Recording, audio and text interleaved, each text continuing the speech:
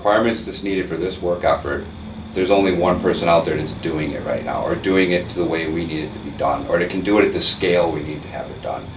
Then that's a little different procurement process where now, instead of it being more of a bid and evaluation type of process, now what you're doing is a justification process. You're saying, here's the reasoning why we believe that we have to go with this one, this vendor, because there isn't anyone else that's doing it right now, So, so sometimes that happens as well with technology.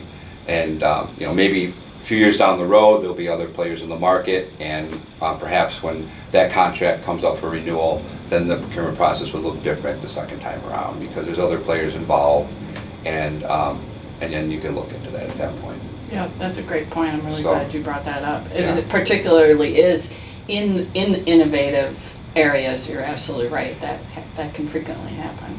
Yeah. So, one of the things that's important is that you work closely with the procurement team, and depending on the time of year, sometimes things get busy. So you have to, again, use your project manager rigor to make sure that you're just not submitting it into the process and then waiting for them to come back with you to say, contracts are finalized, everything's been signed, and you're free to, basically, we've submitted the order, you're free to proceed. It's important that you, again, with all aspects of project management and all the folks that you're working with, you basically look at the procurement office as someone that's a part of your team for these tasks within your project. So you need to follow up with them and say, is there anything else you need from me? When can we, what is your expected end time for us to be able to get through this process? Are you running into any issues? Is there any way I can help? It's important to stay engaged and involved with procurement as well, and make sure that you are able to stay on top of that. One of the things that you run into sometimes once you get into the procurement process is contracts. So when you're engaging with an outside vendor, contract is required. And so within that contract are going to be all these, what they call T's and C's, right? You have terms and conditions, and this is all of your boilerplate legal language. And then kind of the heart of that contract is actually the statement of work. What is it that this vendor is going to be doing for us? So this is more geared towards probably on the labor side. So when you're asking for resources to help you with, say, for example, implementation or operational support going forward, that's where you would have more of the statement of work type of structure. If it's ordering capital equipment, things like that, that's pretty straightforward. You say, I need this appliance, these network cables, Right. This, and this, Right. and because those are standard products that the vendor sells. Yeah, you go out, you get the price quote. Again, if you have a mature procurement office like we do here at ASU, the nice thing about that is, again, you have buyers, you have negotiators.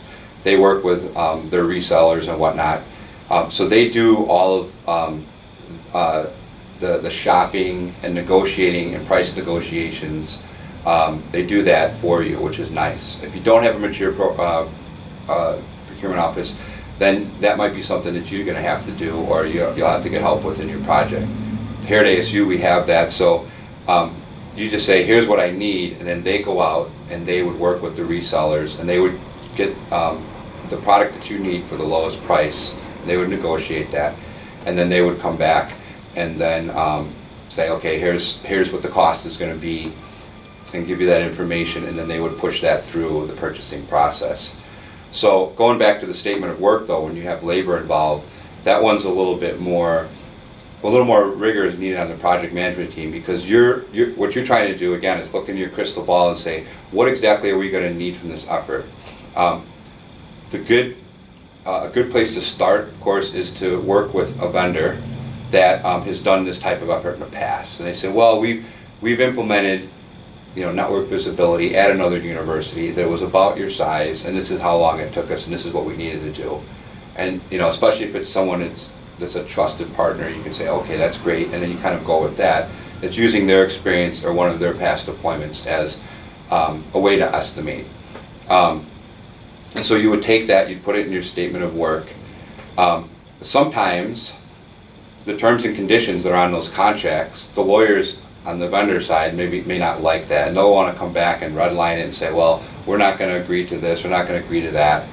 And I know our procurement office has definitely gotten more rigid about that, kind of in recent times. But there have been instances in the past where that will actually be a risk, and you need to log that into your risk register, because if the lawyers start going back and forth on terms of contract, it may take a little bit longer to get through procurement than you anticipated.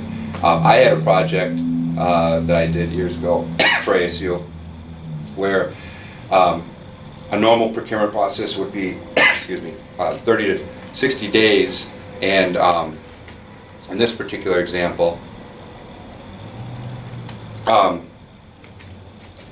it took a lot longer because of the legal back and forth. The end result was actually that the vendor came back to ASU and said, you know what,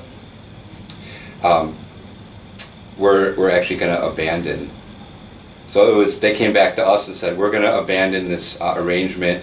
We're just not comfortable with the terms of the contract, and we're going to take a pass on this one. And basically we had to start all over again. Not really start from scratch.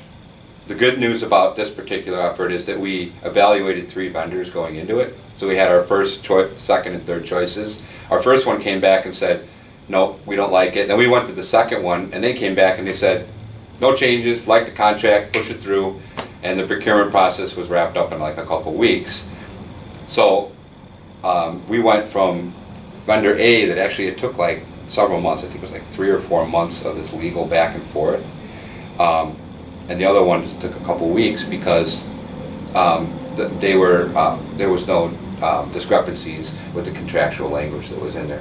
And a lot of it was the terms and conditions, not the actual statement of work that you're most concerned about as a project manager. It was the legal kind of requirements that the actual university requires, limitations of liability and things like that, so. Right. So those are things that in the procurement process that you need to be aware of as well.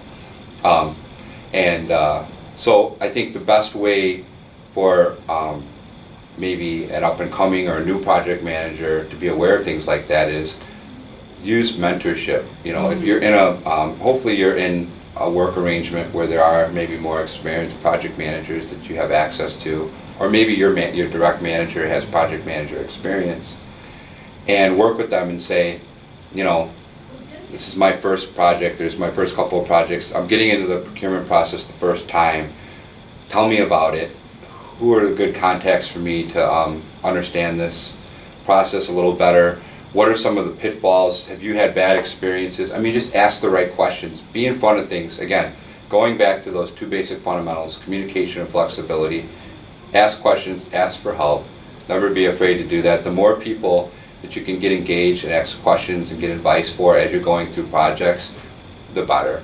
And so those are, I think those are good rules of thumb for folks that are getting started, to make sure that they understand that. A lot of times, even folks within the procurement office, if you're new to the procurement process, ask them, hey, can we have a 60-minute meeting or something to Yes. take me through your Right. process? Yep. And and at that point you can say, hey, can we spend 30 minutes talking about your process and 30 minutes talking about my project effort, and then you can give me some characterizations of what my expectations should be as I go through procurement. Absolutely. So. Yeah, most of those procurement offices, if they have established ones, will be willing to provide that kind of coaching. Absolutely. Thank you. That was fabulous. Yeah, I think thank you. we're gonna stop here.